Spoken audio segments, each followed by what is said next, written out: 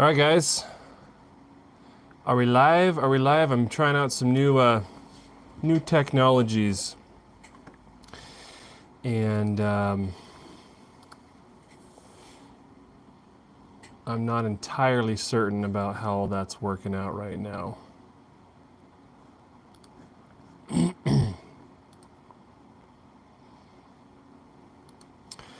So, welcome to the live stream. There we go. There we go. All right. So I can sit here and talk to you guys. Make some minor adjustments here as we're in the middle of trying to figure out the technologies and stuff like that here. Got my hatchet here. Jesus, we got Mini Maker. Is that, okay, hold on. Swiss flag? How's the audio, guys? How are we doing on that? Like I said, minor adjustments here. First time using these, this particular setup. Denmark, okay. I thought I recognized it from somewhere over there. Don't mind the mess. Got some malachite, green stones. I'm gonna make something for my wife here. Add that to the list of projects that I need to do. All right, so Jesus says the audio is good. All right, cool. All right, groovy. That's fantastic. The only weird part of seeing myself sitting here lagging on the screen, and I don't want to sit here and look at the screen, I want to talk to you guys, but I got some new lighting here for the indoor studio and a new tripod. Super fancy for this operation around here, but getting used to it. Well, today I wanted to talk about sort of 2024 year in review, and that's what the title has to do with here. And so, yeah. All right, 22 watching. Groovy. I tried to have the camera not catch all my mess here, but you can only do what you can do, right? It's a working office here. Anyway, so I want to talk about 2024 in review a little bit. Hopefully this year's going good for you guys so far. 2025, new things going on, new things happening. We have a new president here in the United States, which I think most of us are happy about, and if you're not happy about it, then that's too bad, I guess, for you. But 2024 was I don't know. It wasn't like a horrible year, but there were some challenges, and I've talked to some other friends and stuff who experienced the same kind of thing. And 2024 was an interesting year. Business-wise, and that's what I'm going to kind of talk about, obviously, because a lot of you guys watching are interested in the business in Fire Creek Forge and have been supporters of it, not only on the channel here, but also purchasing knives and axes and stuff, and that's super appreciated. And so I just wanted to give you guys a little bit of an update on that and talk about some things surrounding business and all that. So looking back over 2024, one thing I do like to do is sit down. It takes me probably 25 minutes, 30 minutes, I don't know, to sit down and go through literally every order or purchase, because it's all in the books there, that I sold and made and sold over the last year. And so I've done that the last several years. And Dogbone Knife says your desk is a lot cleaner than mine. Well, it's messier over there a little bit too, so you don't see all of it, but that's probably a good thing. But I've got all the important stuff on there, like got a couple copies of these. So the Bible. I like to go through and write down the total number of orders and everything that I've made and sold in the last year. And so I actually have that list right here because I did that right at the end of 2024, and kind of track my progress as far as numbers go, at least in that respect, from year to year. And that's kind of fun to see. And, in general, depending on what you're selling, and that really depends on what you're selling, you hope to see an increase in numbers, right? Overall growth, something along those lines. So last year, in 2023, I should say, I sold a total of like 134 knives and a total of like around 180 total items, which included knives, axes or hatchets, and hammers, a few hammers. I don't sell a lot of hammers. I actually need to make a batch of hammers. Somebody asked me about those a while ago, and I have a lot of stuff I need to do. Anyway. Oh, but before I get into this, I wanted to just mention that we finally got our cold weather, and that's part of the reason why I'm doing this video today. I've been doing, I did some forging yesterday, so running the forge in the shop when it's freezing cold outside is always nice, because I'm not always running the forge. Everybody says that. It's like, it must be warmer there with the forge. Well, yeah, I mean, it's okay when you're running the forge, but I'm not always running the forge. Like, there's a lot of other stuff that you have to do to build a knife or whatever. And hold on a second here. So it only works if you're running the forge. There we go. Hold on. We gotta get the hatchet in there. Hold on. Whoa. Sorry, guys. Whoa. All right. Everybody just threw up a little bit. It's weird because there's a 5-second lag on everything I'm doing, so I can't really see what I'm doing for 5 seconds. It's funny. Not for you guys. Yukon! Why you quit? Why you quit so much? Yeah, Yukon, you're puking for other reasons, though. Because you're tired of snow, probably. Dogbone Knives Blade Show was a bust in 24 Atlanta for me. Health and surgery in my right hand put a damper on my knife sales. Yeah, that sucks. I hope you're mending. I went to, I guess we could talk about that a little bit. I did a video on it, but I went to Blade Show West, and that was my first ever Blade Show, and it, all things considered, I don't think it was too bad. Maybe we can talk about that in a minute. But anyway, it got cold down here. It got down to like 7, something like that. We got down to single digits, I guess. And for around here, that's kind of chilly. And, Sunday morning, getting the car warmed up for church and everything, it was 11 degrees getting out there in the morning. And that's cold for down here. So anyway, I did some forging yesterday, and then when I'm running the forge, yeah, it stays warm-ish. Your upper body is sort of warmer than your legs and your feet are cold. And today I did some heat treating of said blades that I forged yesterday, and then I'm working on a batch of sheaths for a batch of knives in the office where it's not, freezing cold out there. So that's kind of why I'm doing this video right now, because it's like, okay, I'm going to be inside a little bit after doing some heat treating and stuff, and so let's get this video on here, because I've been wanting to do this, kind of make a couple of, announcements. Most people already know about it, but talk about last year, blah blah. Brandon Spacey is questioning. Christopher, please let us all know how happy you are about the new president in a few months after he has the opportunity to enact his agenda. Since you brought it up, really don't watch your content for that. Yeah, I know you don't, but come on, everybody's thinking about it a little bit. Don't get yourself all wound up now. Gosh, you can't even be a human on these YouTube channels half the time.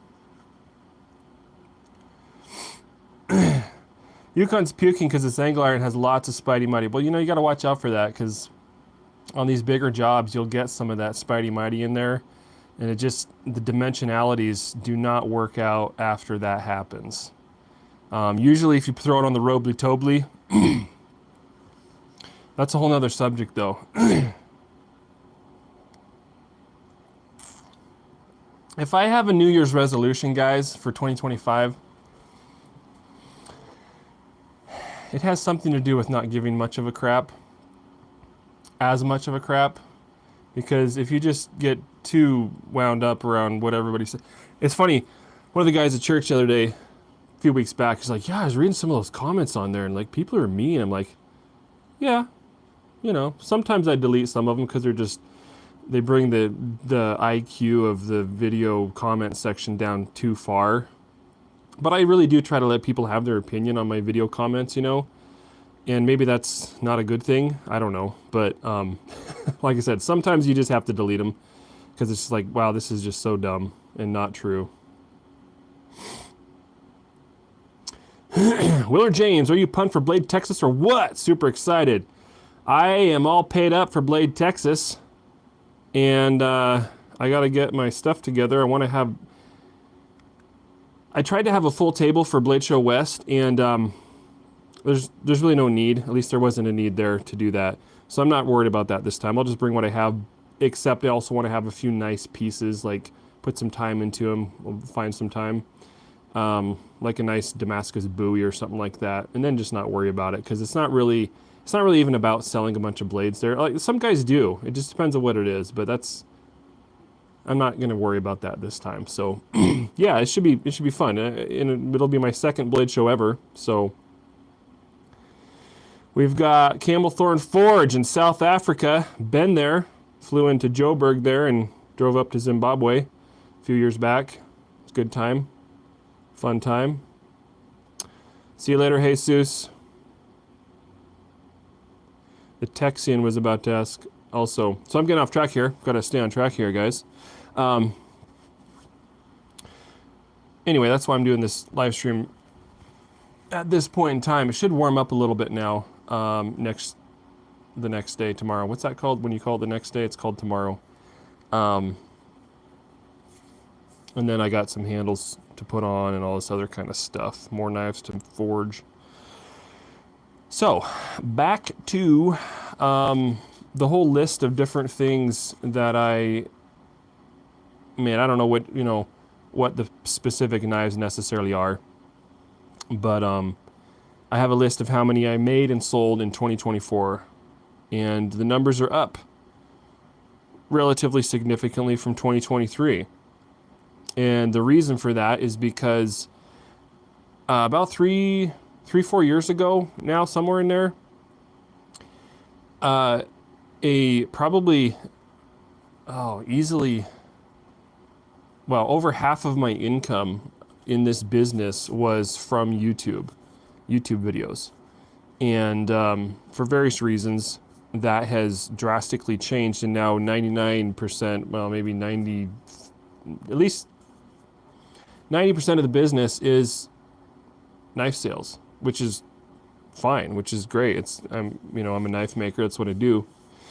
And so I spent more time in 2024, as you guys are probably well aware, not making videos and making knives and selling knives. And so that part of the business has continued to grow, and that's a blessing. That's awesome. And therefore, out of everything that I made and sold in 2024, I sold 173 knives, 37 axes or hatchets, and then like 5 hammers, I guess. So like 212 separate specific items all together in 2024. And that ranges in everything from, a fancy, well, actually this knife right here, I can't see myself pointing till like 5 seconds later. But anyway, this knife right here in the background, that ball bearing Damascus, and then on the poster you can see like part of the guard. Pretty involved. That particular knife took me. I finally kept track of my time very specifically on a project. Now this is an unusual project. They don't make very many of these kinds of knives, but this particular one took me 53 hours to complete. And obviously there's a range, and most of my knives would take a lot less time to make, the ones that I'm selling. But the 173 knives is a range everywhere from that knife, which I'm sure was the one that took the most time out of any particular knife, all the way down to, you know, some of the bit more basic knives that I make. So it's a range. And I don't know how many Damascus versus, you know, monosteel or forged versus stock removal. There's different things in there, but that's the total number. Anyway, kind of fun to look back on that. Joe Barry, I've had a decent year here at Pronghorn Forge. God is good. You're a great smith. Hang tough, brother. Love your stuff. Hello from Oklahoma. Hey, Joe. Glad to hear you've had a good year. Appreciate it. Thanks for watching. Yeah, Oklahoma, land of the tornadoes. But some neat country in different places over there. So glad to hear things are going all right. Johnny Anderson, poor Christopher got his feelings hurt. Yeah, he did. Yeah, I try to stay away from the political stuff, you know, but on the other side of the coin is like, yeah, this is a forging channel, but for crying out loud, people, you know, we actually have lives. We actually do human stuff. Like, this is a big part of my life, mainly because I do it for a living. But believe it or not, there's, you know, we're multi-dimensional. It's kind of crazy. Like, there's other things going on. Like, we kind of sometimes interact with the rest of the world. I mean, not much for me, you know, because I'm kind of a recluse. I have to work at that. But yeah, imagine that. And so apparently Christopher was hoping that it would go the other way. And, you know, I'm not going to get into a discussion about it, but I just mentioned it, so chill out.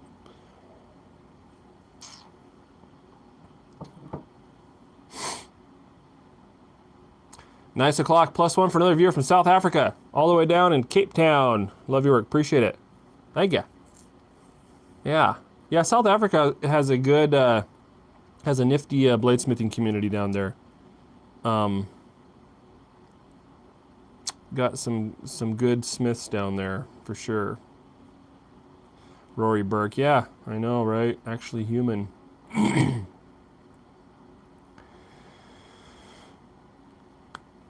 So, a significant rise in numbers of knives made and sold from 2023 in 2024. So that's good. And I expect it'll go up even more in 2025, which is also good.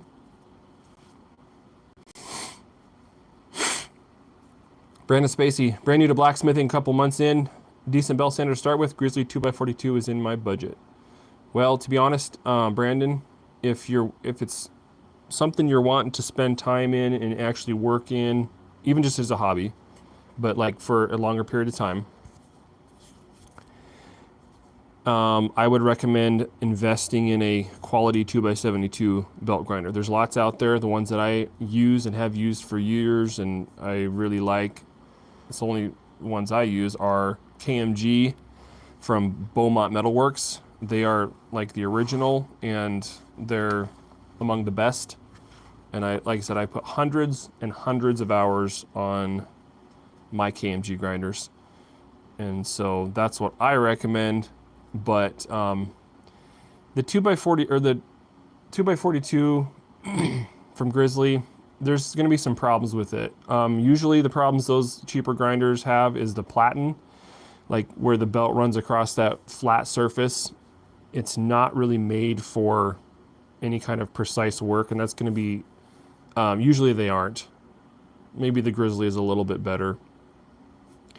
But usually they're not made for that, and you're going to struggle getting good plunge lines and nice clean grinds and stuff like that.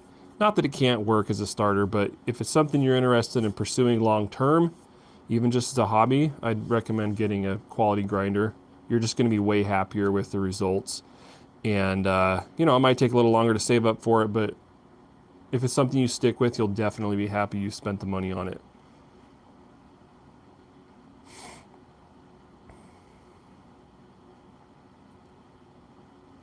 Benjamin, how's it going? Yeah, things are going pretty good. William James, who's one of your biggest inspirations in the knife making community and why?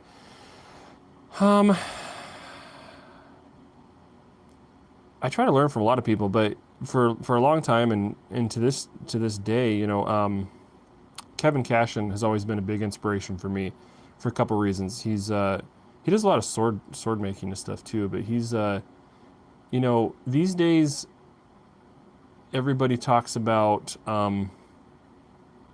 like knife steel nerds, Lauren Thomas, and he's put some great resources out there for metallurgy for the bladesmith and knife maker, without a doubt. But once upon a time, Lauren Thomas had not put any of his content out, or at least it wasn't nearly as well known. And there were guys before him that really helped the bladesmithing and knife making community out when it came to practical metallurgy.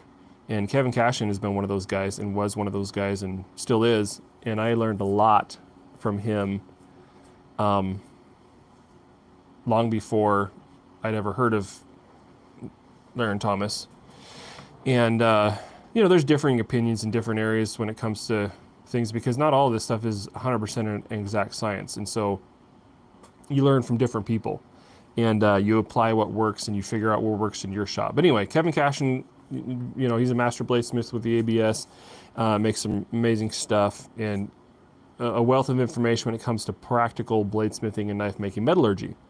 And so he's always been kind of one of my inspirations.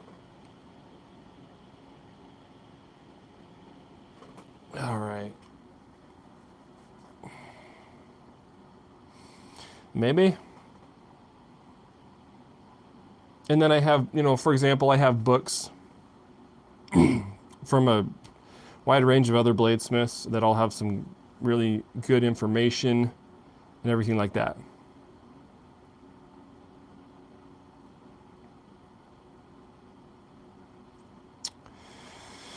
Let's see here.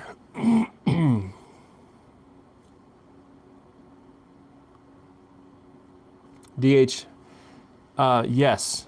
If you ever find old anvils, particularly if they're in any kind of decent condition, they're very hard to find.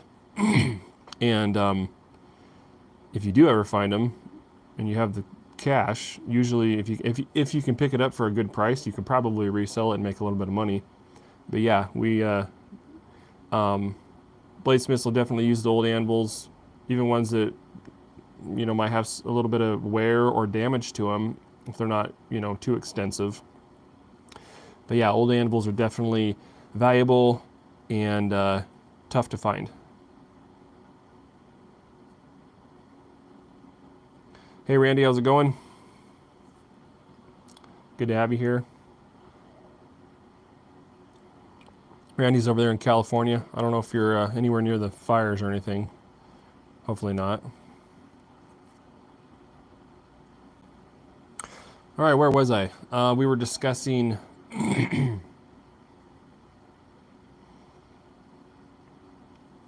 I lost track. I should have written down my ideas. How's it going? Not a sponsor.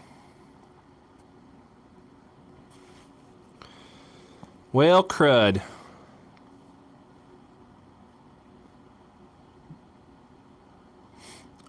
John Carew, Newfoundland, Canada. Howdy.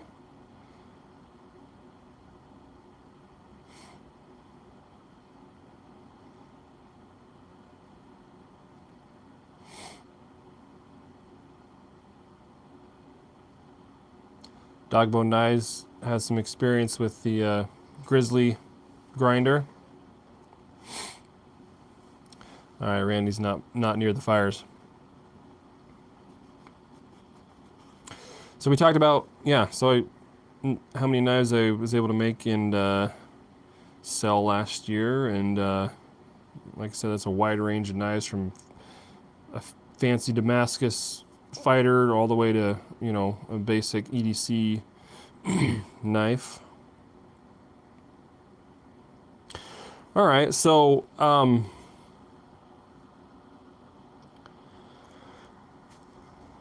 the first part of this year, I well, how do I want to say this? A lot of things in life you kind of have to pick your hard, as they say. There's advantages and disadvantages to different paths or routes of doing things, and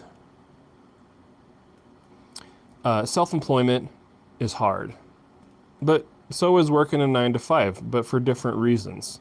Some of the things that you deal with as a self-employed person or business owner, whatever, you just don't have to worry about when you're working for somebody else or some kind of company or something like that. Those responsibilities, you just do your job, and there's some things you don't have to worry about. But then you might be sitting there doing a job you hate, or maybe it's not going anywhere, or there's something else you'd rather be doing, and you can't because you have to do this job, do that job, and pay the bills and all that kind of stuff. So it's a lot of things in life. It's kind of pick your hard, and so, I've chosen this path of self-employment as a bladesmith, and it's been hard, but other things are hard too. But God has blessed us, and we're doing pretty good as far as making a living. 'Cause that's what I'm trying to do here, is make a living. Like, I'm not getting rich. I'm not. I'm not about to buy a second property in the mountains, although that would be awesome. Maybe someday. That ain't where I'm at. And sometimes you think about that. It's like, yeah, if I'd have done other than this over here, what would my financial situation be? Pick your hard. So we're doing fine, and we've always done okay. We've always done fine, but this last year, 2024, in the first half of the year, and I've kind of struggled with this off and on. Over the years, you always ask yourself the question, like, is this the direction I should keep going? Should I keep doing this? What should I change? Is there something I should do differently, or is there something completely different that I should be doing? And you try to take all of these different things into consideration, and if you're like me, you can get kind of obsessive about it, and when a lot of times you just need to, wait a couple weeks, because there's always ups and downs. If you're self-employed, you'll know this. You don't get a paycheck every 2 weeks or every month of the same amount. Like, all the numbers obviously have to add up to a decent or adequate income or whatever, but it's not going to come, same amount every 2 weeks. Like, that's not how it works. And so that's one thing you deal with as a self-employed person, whatever the business might be. And then there's slower seasons and busier seasons and stuff like that. And one of the challenges is try to figure out how to kind of even that out, fill in here, save a little money for when it's down, and then you have make a little more, whatever the case is. You kind of have to even that out over the year. That's one of the challenges. And so sometimes it's just a matter of waiting like a couple weeks, and, you might have had to like pay that bill a little later than you normally do or something, whatever. So there's a lot of that. But then I kind of get to where I'm like, okay, is this really where the direction I need to go? And this last year, we were doing fine, paying the bills and everything like that, but it just wasn't feeling like I had the traction that I really wanted. And it's like, do I just need to keep being patient and keep working hard? Or am I missing something? Or is this just not really where I should pursue? All these different questions in your mind, because you're trying to do the right thing. And at the end of the day, if I needed to go get a job somewhere to take care of my family, I would. Like, it's, the main thing isn't being a bladesmith. The main thing is taking care of my family and making a living to take care of them. And so if it ever came to the point, for whatever reason, that I wasn't able to do that adequately as a knife maker, as a bladesmith, then I would be doing something else, you know. But it's never been to that point where it's like, okay, I just, like, obviously this is not working. It's just kind of like, yeah, this is working, you know, but I don't feel like it's doing as well as it could, and little things like that. So I was at that point, I think it was around June this year, and I haven't really told hardly any people this story. But I was to the point where I had an application filled out for other employment, and was that close to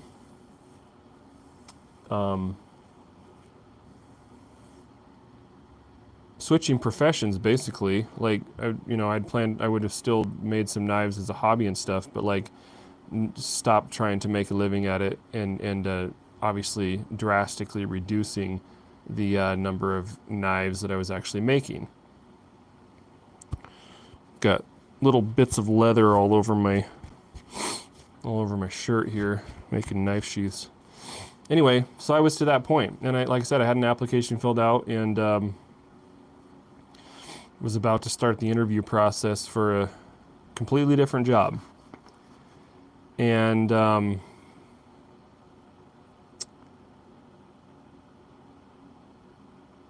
well, at the end of the day, it didn't feel right.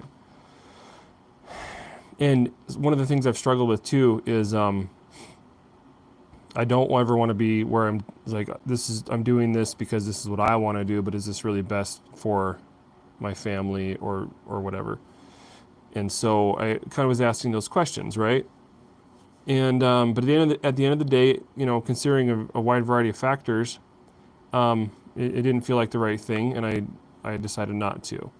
And so, you know, I continued making knives, and obviously, and here we are. Hey, go ahead and hit that like button, if you will. I've only got one like on here. We got like 40 people in the chat. Go ahead and hit that like button, will you? Appreciate it.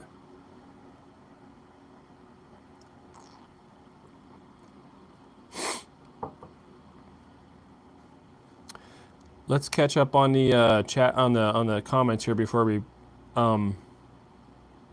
continue on the monologue. Wildfire Knife and Tool, good afternoon. Howdy, how's it going? TJ. I have around 8 of your knives and a hatchet, and I appreciate the excellent work you do. Gotta go, have a blessed day. Thanks, TJ. I appreciate that very muchly.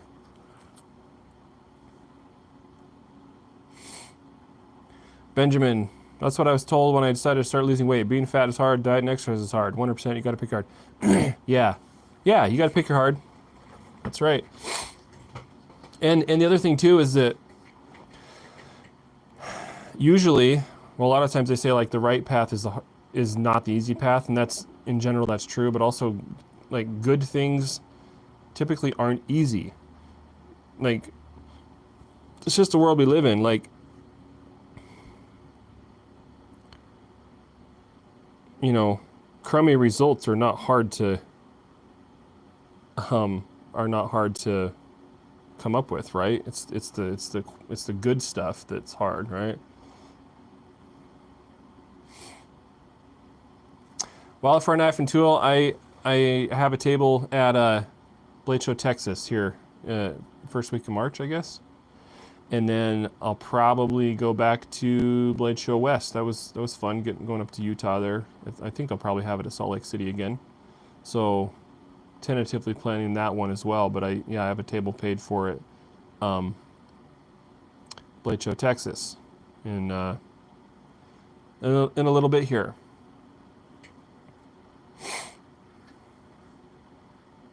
Dogbow Knives makes about 3 cents an hour labor on his knives.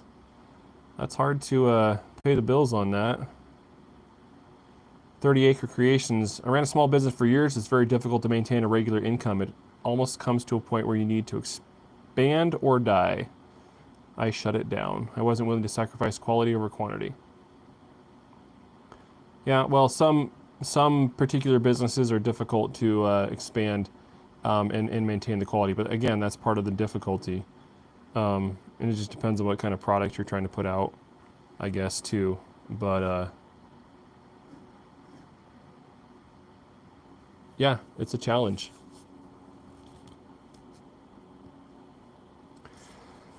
Wildfire knife tool. So in Blade Show West last year was my first show ever, and I had a full table. I worked specifically to get a full table, so I think I had like 50 knives on the table, something like that, between 40 and 50, I think. Anyway, quite a bit, and I sold 3, so I'm not worried about having a full table like that at this point.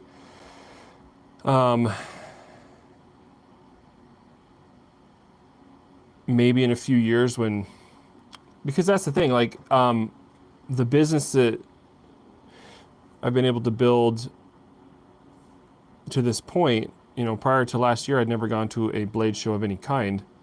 And that's a whole nother sector of the market. And that's why I wanted to start going to these, is to contact a sector of the market that I had not engaged with prior to this. Because the knife market is very large, and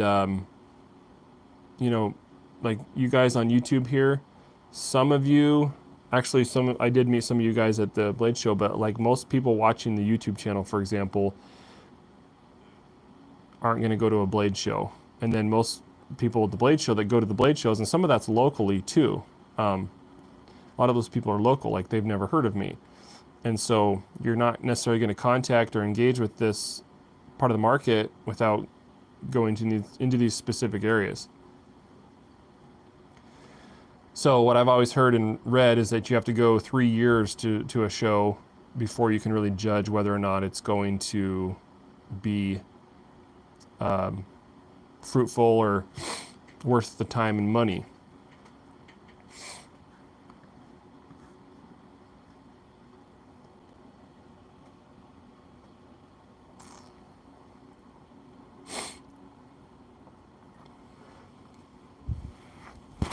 Mike Shaw, the right path is indeed never easy, but always worth the effort. I'm only here because God saved my life last year because I needed a transplant. I thank the Lord I wake up every morning since. Amen.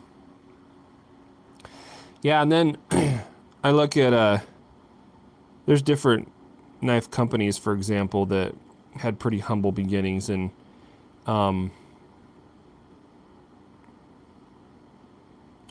like after I guess I'm hoping that one of my kids or son-in-laws or somebody maybe will want to carry on the business and the profession or whatever, and I don't know, but I think that would be cool, and maybe it'll grow into something today, in the future that it's not today, but building it from the ground up and just sticking with it is necessary for anything else to happen with it, at some point in the future. So anyway, I was kind of to that point, but I decided, you know what, I don't think this is the right move. It's hard sometimes just to, sometimes it's just hard to stay the course. It's like, man, I don't really feel like things are really moving like they should, but we're doing okay, but you just got to stay the course. And that's what I did. And then the last half of 2024, things have been different. We're different. And so I want to talk about that a little bit, because I think that's important too. We have Ridge Runner Blades in the house. Saying yellow. How's it going, Ridge Runner Blades? All right, Benjamin, I'm glad you're sticking with it. I've been trying to decide on my next knife. It will definitely be a Fireclippers. I appreciate that, Benjamin.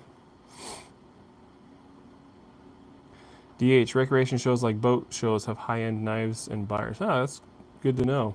Well, that makes sense. If somebody's buying a boat or has a boat, they probably got some extra denarii to spend on stuff like that.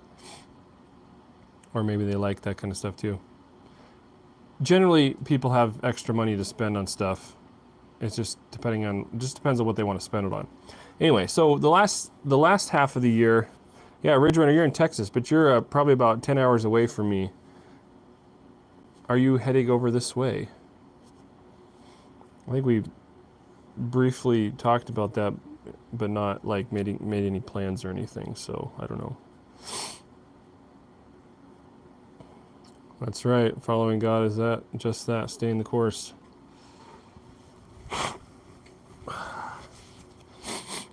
Excuse me.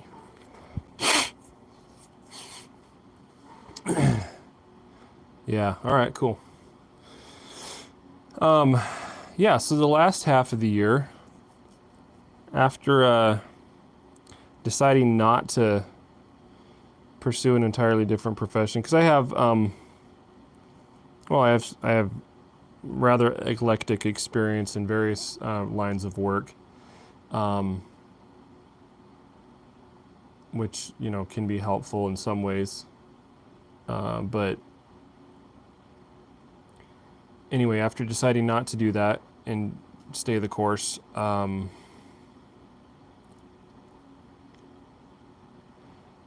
the last half of the year was really kind of different, and we definitely saw the Lord provide. I think one of the things that happened with 2024 is that the COVID money ran out, and this is what's funny. Old Christopher earlier in the chat getting offended that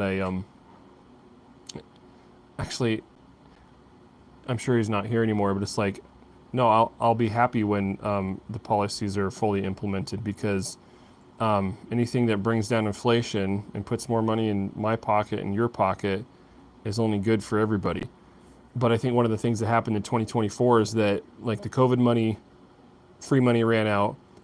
The effects of not only inflation, but like the supply chain bounced back and kind of adjusted by that point, but things weren't getting better. It's like I had noticed a couple years before that a change in sales. I had noticed that, and I feel like 2024 things really kind of started to come to a head. And frankly, if we weren't going in a little bit different direction now after yesterday, it could have been interesting to see what would have happened, and not in a good way. So, but some of the things we did, we started going to a local farmers market, and again, like I said, engaging another sector of the knife population, and actually farmers markets have been pretty good to us in general for knife sales. Like, there's people that are kind of interested in that sort of thing, and that definitely helped out. And then definitely some local customers, several of whom I go to church with, definitely have helped support the business with knife purchases and stuff. And so we definitely saw God provide throughout the year. And then beyond that, I'm going to talk about Ridge Runner here in a minute, but I wanted to talk about something that kind of also happened about the middle of 2024 for me. And that was, well, hard times always refine you or your direction or vision. And so, at least they should. We should allow that to happen. Otherwise, it's not very useful. But for a long time, I kind of had a harder time trying to decide which direction I was trying to go with Fire Creek Forge. And in 2024, I kind of came to an understanding of what it was I was trying to do. Because, like I said, for a long time, I've done a very sort of wide range of different types of knives, and like I said, from these fancy, Damascus, the one that's behind me right here, on the poster or banner.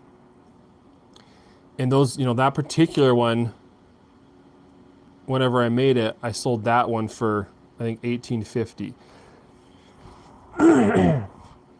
And if I made the same thing today, it would be more like, well, it'd be more, because prices go up. But, how many of those can you make and sell in a year? And some guys have done that. Some guys have built a market for themselves, and whatever it is you're doing as a bladesmith or knife maker, you have to build your specific market, which is one of the challenges of this profession. Some guys, have been bladesmithing for, 15, 18 years or whatever, and they've made, less than 300 knives. Excuse me. But the knives that they're making are, very involved, take a lot of time, are very fancy, and they're selling to a very specific niche market within the knife world. And so, something like that, you've got to sell for thousands of dollars, if not tens of thousands of dollars. And that's great. That's fine. And then there's guys on the opposite end of the spectrum who make knives that are made to be used, and the time, they're quality knives, they function very well, and but the time that's put into them, quality materials, all that, but the actual time into them is vastly different and vastly smaller than the guy selling the knife for tens of thousands of dollars with all the fancy stuff on it. But they both figured out how to make a living out of it. And both of those are totally legitimate. It really just depends on figuring out what fits what you're trying to do and all that kind of stuff. And so that's what I had to do, because I was kind of trying to do some more fancier stuff, and I haven't sold anything for tens of thousands of dollars yet, but a couple $1,000s or more, somewhere in that range. And then I'd also have, a couple $100 knives, or, well, several $100 knives. And I was trying to kind of do focus on both, and that's hard to do. And I wasn't really growing either side of it very well at all.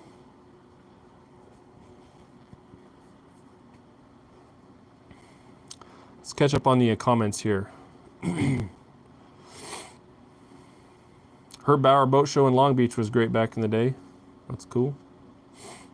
John Carrillo, brother, doing something worthwhile is never easy. Yeah, and I think that's a good reminder. I think you're right. Eugene, I appreciate it.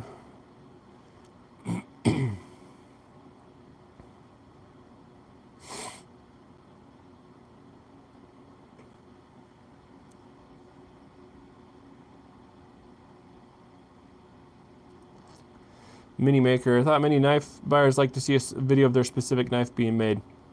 Yeah, I've had that comment on multiple occasions. Problem is you can't do that for, I mean, you could, but like a lot of the knives I make are like a repeated model, for example. And I've done a video on that particular model, how I make that. And I've made dozens and dozens, and I'm obviously can't make a video for each one. So there's some limitations to that. What has been cool in the past is where I'll do a specific cool video project on my YouTube channel of a one-off fancy type knife or whatever it is, and then somebody buys that and they have the knife that was in the video. So that's cool. That's happened on dozens of occasions as well over the years, or last several years or whatever. So I had to refine what it was I was trying to do, and you have to figure out how to make a living doing that thing that you want to do, and other people have to want that from you. Otherwise, if nobody wants what you're selling, you're out of business. And what's always been a passion of mine, and what really started this whole thing for me in the first place, was making a knife that you could take out in the bush, in the woods, whatever, and use. That is sort of the bedrock passion of mine when it comes to bladesmithing, knife making. And so I was like, okay, most people who buy a $2,000, $3,000 knife, Damascus, fancy handle material, whatever, they're not going to take it out in the woods. They're not going to take it out hunting. They might take it out hunting, on like a safari or something. There's, instances like that, of course. But in general, if somebody wants to go out and go camping or set up a camp for the night, do some bow drill, fire starting, whatever, they're not going to take a $3,000 knife out there and do that. So these knives, if I make these kinds of knives, they're not going to be used by and large. They're going to be collected and appreciated for sure, but that fundamental ethos of a good blade that you're out there using, that's just something that it's just a passion of mine. So that means I have to make knives that are approachable financially, not cheap, but approachable, because I can't make cheap knives. I'm not Walmart, approachable for people who are passionate about the same sort of idea and want a good, high-functioning, handmade knife to appreciate in the context of using it. Whether that's in the kitchen, in the camp, whatever the case may be. And so that puts some parameters on what you're making. And then you have to figure out how to make that high quality knife in that context and sell them for a price that's approachable and sell enough of them to pay the bills. So all these things have to come together. But that kind of provided some direction for me. It's like, okay, I want to make knives for people to use. And one of the things that I had to kind of come to grips with, for example, when it came to making knives, is I can't hand sand finish the blades on all these knives like I used to do. Just literally time-wise and effort time, like just time-wise, I can't make enough of these like this. I would have to raise the price, fairly significantly, but I don't think it would take that particular knife outside of the bracket that it's intended for, and it wouldn't actually raise the perceived value of the knife enough for most people to want to pay that for it, even though I'd have to do that for the time that was into it. And so that was one of the changes that I had to make. And I, looking around like at handmade knives and the price points people are selling them for, I realized that I had to let that go. And that was kind of hard because I felt like that was a fit and finish thing. But at the price point that I wanted to make it accessible to people, it just wasn't feasible. And there, obviously there's some knives that I make that I hand sand the blades on and hand finish, like all the Damascus stuff, of course, has to be done that way, and some more expensive type knives. But in general now, most of my knives have this nice satin finish. I was chopping ice with this one this morning. Nice satin finish on them that works very well for a knife that somebody can access financially and take out and use and enjoy. And so that was one of the changes that I had to come to grips with to make this continue to work, make this business keep working. Or I would have to, raise the price beyond what I wanted to, and it kind of took it out into a different bracket without really adding anything else to the blade. So that just little technical details like that. The other thing that happened for me was that just in this last year, and I sat down and did a rough calculation several months back. And this was a conservative calculation, but the time that I've spent making knives to sell them over the last almost decade, actually, Yeah, very very close to a decade, I guess.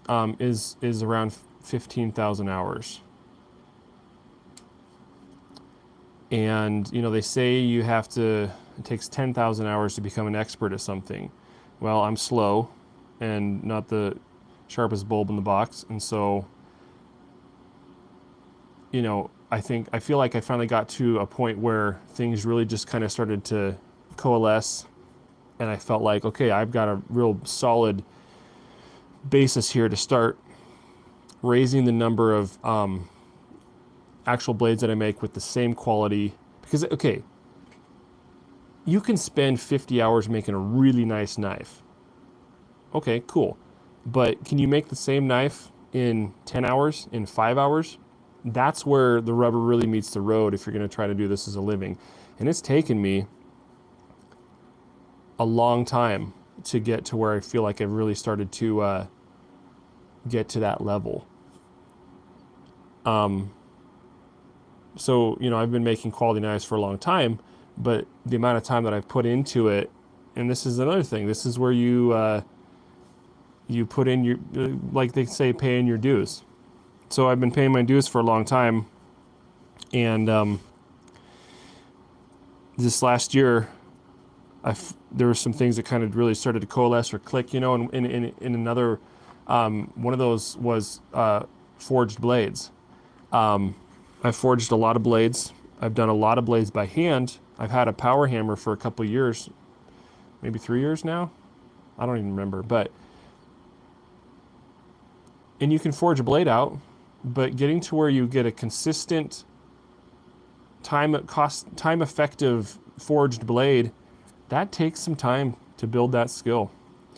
And I finally feel like on some of these things I've gotten to the point after, like I say, literally 15,000 hours as a bladesmith, those started to kind of come together. So in many ways it was like, this is the worst time in the world to quit, because I've finally, put in all this time, finally like did the hard time to where you're like, some of these things I don't think there's any other way. Well, this is why they did apprenticeships back in the day, because some of this stuff can be sped up and you can learn these things and master these things a lot faster than just muddling through it like I've done a lot. But that's not necessarily available a lot of the time. So after learning from many different sources, books, and nowadays some videos and just different people's techniques, like we were talking about earlier, different instruction for various avenues, and then putting it to practice on my own, it kind of took me that long, 15,000 hours.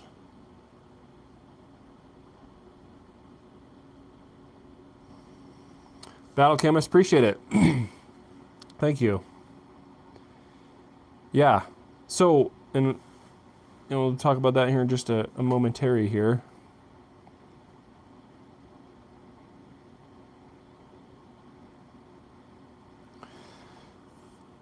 So that's kind of how it happened this last year. And so with that kind of realization, it's like this would be, in many ways, this would be like the worst time in the world to quit, because you get, you're pushing the rock up the hill, and it'd be like quitting right before you got to the top and let it start rolling down the other side. In a way, it'd be almost like wasting all of that time. That's kind of where I kind of came to, how I've come to feel about it. And this is kind of chronologically of 2024. So then, that realization kind of happened. And all this time, I'm still making knives, still working, trying to get, juggle all the stuff, have knives available, get custom orders done, do a YouTube video once in a while. But things are starting to kind of come together in a way that they haven't previously. And then the last several months of 2024, an additional thing happened. And most of you guys already know about this because I did a live with Jason several weeks ago, Ridge Runner Blades. what happened is my brother actually, who's he's the Yukon in the chat there. He's got his own YouTube channel doing professional redneck stuff. And whatever, diesel mechanic, etc. But anyway, he connected me up with Jason over at Ridge Runner Blades, who was also just in the chat here. And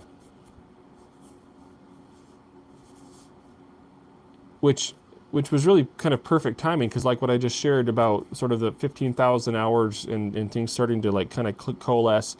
I don't know that it probably would have been more stressful than a blessing if this had happened like 6 months or a year or whatever, any time in the past like that. You know, I would have been like happy in one sense, but it's like I hadn't necessarily gotten to the point where I could have really engaged with it like I would have needed to. Yeah, it's me, says Ridge Runner Blades. And then also too, like I mentioned earlier, the business has definitely shifted towards building and selling knives, whereas several years ago YouTube was at least half of my income, and that shifted as well. So it's kind of like, it's almost like, not almost, obviously, in God's blessing, He brought these things sort of together in the right time, and so my business is 90% making and selling knives now. I try to get a YouTube video in when I can, but it's not like I have to do that to pay the bills. So I'm focusing on making knives, and then 15,000 hours kind of things clicking into place a little bit. And then anyway, so get connected up with Jason at Ridge Runner Blades, and Ridge Runner Blades is a knife store. He curates a wide variety of quality blades from various makers and companies. And he's online, ridgerunnerblades.com. And he should have a storefront open here sometime in the next several years. I'm joking. He's been trying to get that going here, but as I can imagine, it's a process. Anyway, over there in North Carolina. And so we got connected up, had a good chat and stuff, and turns out he's a brother in the Lord, which was also really cool. And long story short, like I said, most of you guys already know because we did a live stream not too long ago, but Ridge Runner Blades is carrying a range of Fire Creek Forge knives, which is awesome.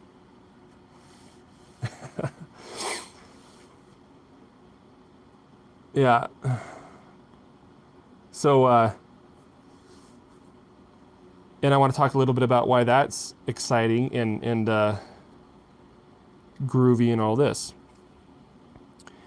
Up until this point, all of my sales have been just on my website, and then, like I say, in some small in-person venues. Excuse me. But I hadn't previously worked with any dealers, or well, that's not true. I had one guy that was kind of trying to do that. It didn't really kind of pan out, and maybe partly because anyway,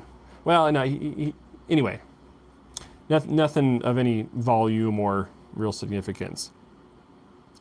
But this was different, and so why this is helpful for my business in particular, it's helpful for both of us. Obviously, it's got to be a mutually beneficial transaction. And so I'm making and selling knives to Ridge Runner Blades at a wholesale cost, and he sells them for the same price that I have them on my website, whatever that price happens to be.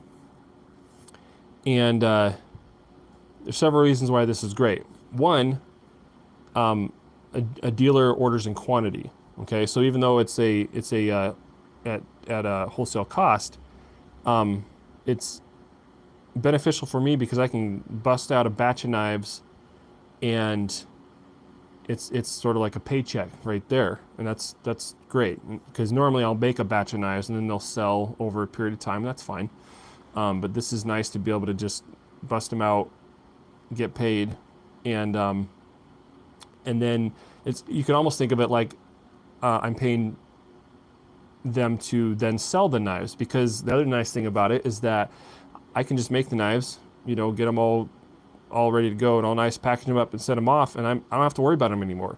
And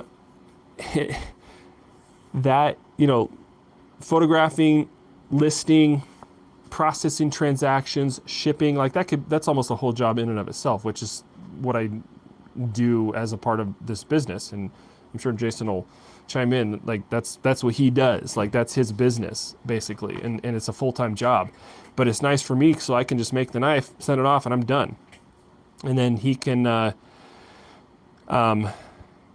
do what he does, and everybody's happy. And then it's awesome.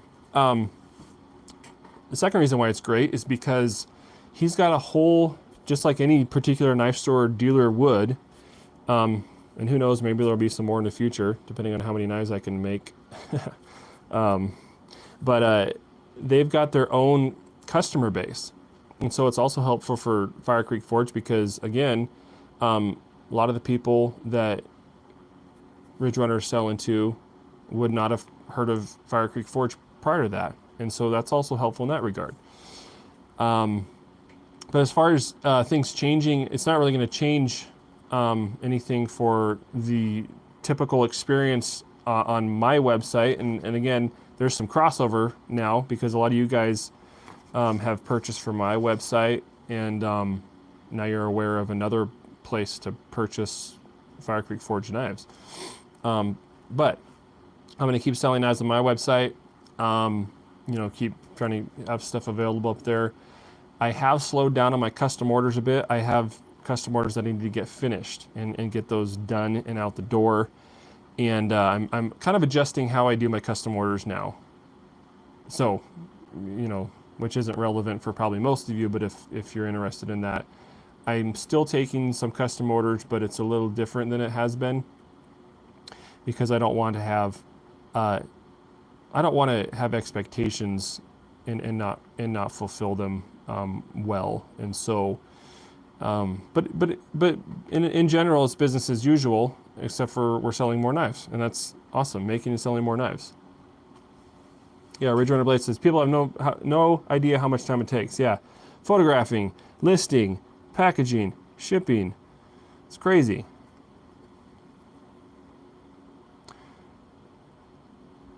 Jim Malure says, one of my favorite sayings is, smooth seas never makes a good sailor. God refines us as we travel through the hard times. Stay the course.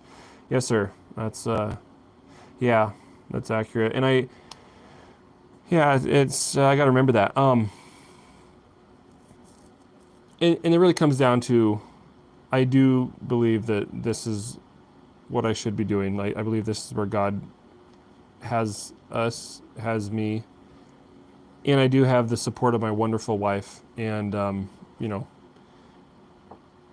we are in agreement on this course. And I don't know. I think there's more.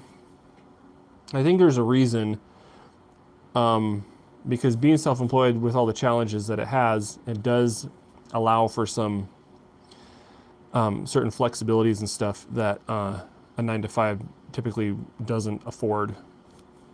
And so I do have this sense or idea that there's more to the reason or purpose for this course, but I don't have anything else to say about that right now. But all right, thanks, Jason. You betcha. Take care. Talk to you soon. So yeah. So anyway, that to kind of cap off the year, that was kind of a testing a bit of a trial throughout the year, and then Lord brought us through to the end of the year to where we've got like new opportunities on the horizon in that respect, and I'm excited about this year. I'm excited about 2025. Yeah, it's good. You just don't know. You just don't know the path. I don't know the path, and as much as I want to, or think I want to know the path, I'm sure it's much better that I don't. But man, it's hard sometimes. But so that was the story of 2024, and I appreciate you guys watching. I think that's kind of all I had to talk about, but I wanted to share that with y'all because I know a lot of you are have really supported Fire Creek Forge and this channel and purchasing knives, and I super appreciate that, and couldn't do it without you guys, obviously. So I wanted to share that story, and really, yeah, just seeing, looking back, it kind of helps me to think about what took place, and it's good because, yeah, we see God's hand at work. It's hard to in the moment sometimes, but looking back, you can usually see it easier. So, do you guys have any questions? Knife stuff, business stuff, whatever. Questions? Throw some out there. We're on the live stream here. I've got my earplugs. But throw some questions up here. See what we can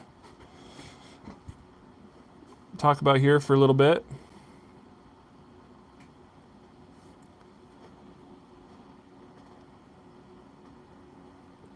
If you guys have any questions. Oh, I have top chat. I need to put all chat, live chat. I don't know why YouTube does that. I just don't know. Why do they do that? How do they decide what a top chat is? Benjamin, thank you. Yeah, I think 2025 will be good.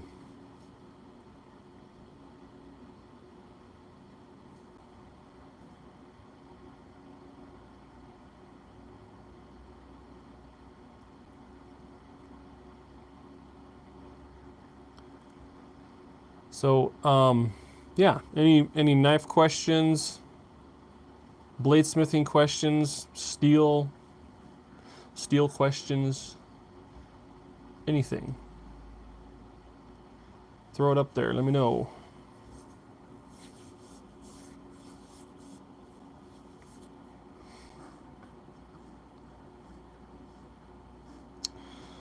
Thanks, Benjamin.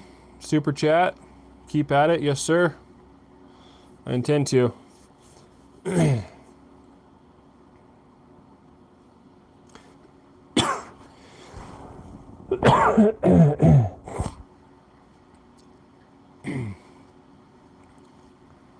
Top chat is your paying subscribers normally? Okay. That makes sense. Well, let's talk about what I'm carrying today. I've actually got a couple of blades on me. So while we wait for some questions to roll in, maybe, we'll see. So this knife right here, this is what I was chopping ice with in the short this morning. Because like I said earlier, it did get cold. And this knife is a stainless steel San Mai with a 52-100 high carbon steel edge steel, right? And you can kind of see, it's not etched out, and so you can't see the difference very well, but you can a little bit.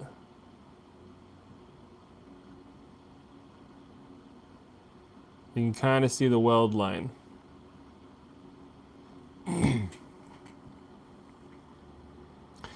And the thing I like about this design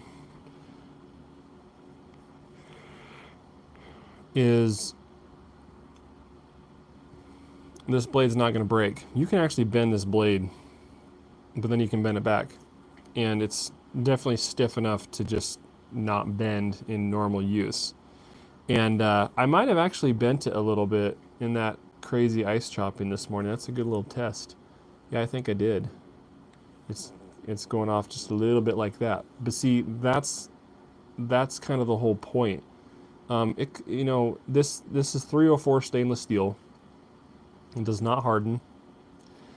And yeah, I did. I put a little wow in it. But that's the thing, is I can literally Well, it's going to take more than that to bend it back, but I can bend this back and it'll be totally fine. Point is it didn't snap off, it didn't break, it did not do anything, and it's still totally functional. And so that's the reasoning, one of the reasonings behind that particular style of construction, which is kind of cool in my mind. And I do plan to make more of these. I have a lot of knives that I plan to make, and I will eventually. That's just the story of my life. But I have done a little bit of testing. I made another one similar to this that I did sell. Little different blade design. I carried that for a little bit, sold it at a discount. A fella got it, he was happy. And then I've got this one, and I'm carrying it and kind of testing the concept. Wow, guys, thanks. JC Tube. JC, I'm not sure how to say that. Thank you. Appreciate the super chat.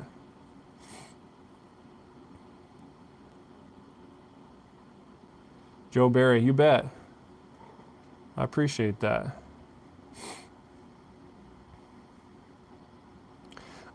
Yeah, and that's what's really cool is that, you know, going back to the comment earlier is like making a passing comment about our new president. You know, it's like, I am a believer. I am a Christian, and that's really a lot more important in my life than bladesmithing is. But the channel here is about bladesmithing. But you know, I'm a person, and so it's nice to know that there's other people who recognize that there's more to me than just a knife maker. And so I'm going to talk about that, you know, in my life. And so I appreciate you guys listening, and I'm super happy that it's encouraging to you in some way, if at all. So yeah, that's awesome. And on that note too, if you guys are interested, the other thing I've been working on when I have time is I've been doing a few videos on my other channel, which is linked. It's a featured channel on my main page on this channel, and it's just my name, Elijah Williams. And I'm just doing some Bible type stuff, you know, whatever, not whatever, just stuff like that, you know, kind of when a topic comes up in my mind, I'll kind of talk about it. So I got a few videos on there, and I'm kind of growing that a little bit. And if you guys are interested, it's Bible stuff. It's talking about that kind of thing. If you're not interested, that's fine too, because I don't really talk about that kind of thing on here very much, if at all. I have in the past a little bit.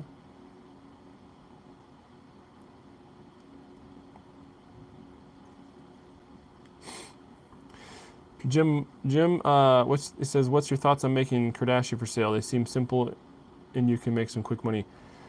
Yeah, that's a possibility. I don't know how many people would actually be interested in one of those, and so I'd probably have to feel that out a little bit. If there was like a demand, like if I knew that there was like 20 people that wanted one, or even 10 people, and I could make them and sell them relatively quickly, that might be something I'd do. But there are other knives that I haven't gotten to yet that I know people want, and so I kind of have to pick and choose with something that's a little more, something that I know people are wanting or waiting for on some level. So that would be the kind of the main thing with that.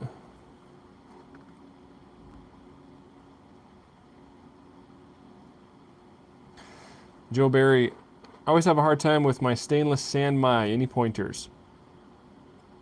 So I have a couple different videos on doing stainless Sanmai on the channel. One has commentary on it and one doesn't, but I think they both have useful information in them.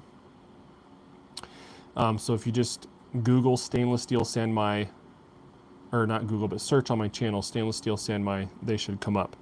But anyway, briefly, you know, stainless steel Sanmai requires extreme environment control, or zero environment between the welded pieces, forge welded pieces, and it requires a higher heat than your typical carbon steel forge welding or mild steel forge welding. So if you don't have both of those, then you're probably going to have a failure or partial forge weld.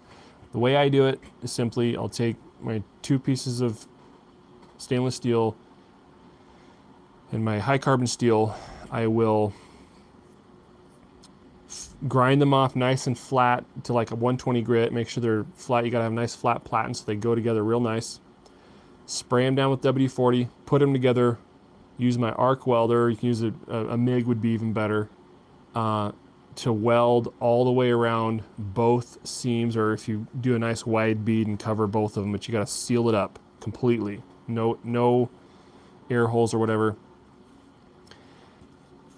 What I do then also is I'll go ahead and put it in my diesel bucket, which I pretty much always soak all of my Damascus billets in, regardless of how I'm doing it otherwise. And what that does is, if there is a pinhole in your arc weld or MIG weld to seal that billet up, as the billet cools down when you dunk it in that diesel, for example, because it's going to get hot when you arc weld it, as it cools down, it will suck that whatever amount of diesel into the pinhole, into whatever layers are the layers there. And the reason that's helpful is if you don't do that, it can, if you leave it sitting out in atmosphere, it will suck in air to whatever degree if you just leave it there. The other way to get around this is to go directly from sealing it up with the welder to the forge, and then you won't have that problem. But I like to just put it in the diesel. And then you get it up to temperature, and you're just going to have to do some experimentation with your particular setup and figure out where that is. But it's obviously hotter than your typical carbon steel. I want to say around 2400, 2300. I don't know the exact temperature, and I don't know the exact temperature, but you want to get it up to that temperature to forge weld it, but not past that if at all possible. You don't want to go any hotter than you have to. But once you figure out what that is, you can kind of, if you have a gas forge, you can kind of set it for that, and it can kind of run at that point. I built a ribbon burner forced air forge primarily for the purpose of being able to easily get to the temperatures required for forge welding stainless steel San Mai. That's what I use. There are Venturi burner forges that can get that hot, but you are going to use a lot more fuel, and it's, well, I actually do have one that I modified that does get that hot, but so you can use a variety of different forges, but that's sort of an overview. I hope that helps.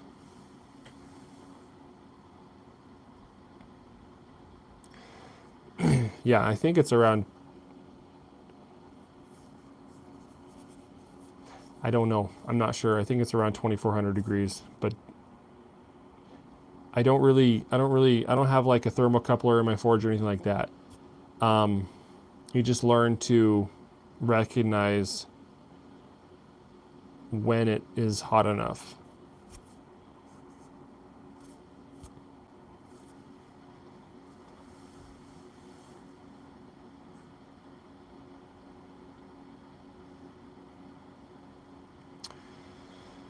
But yeah, and then the next knife I'm carrying, I haven't been carrying it like this, but this is kind of handy, is this guy.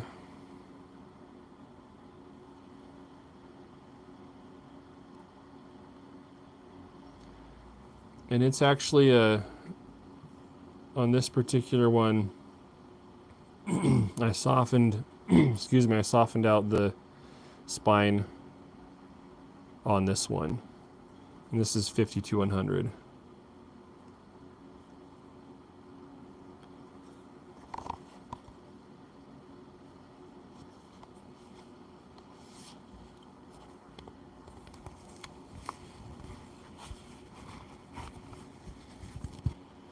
Well, I appreciate you guys watching. If we don't have any more questions, I'll probably wrap this up here. Thanks, Jim.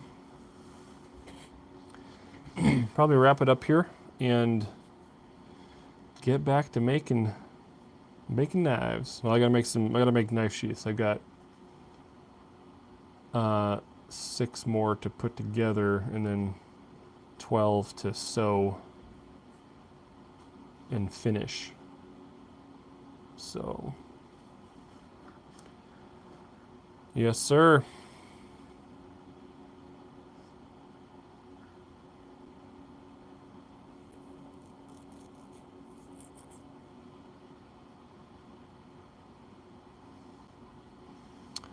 Thanks, Joe.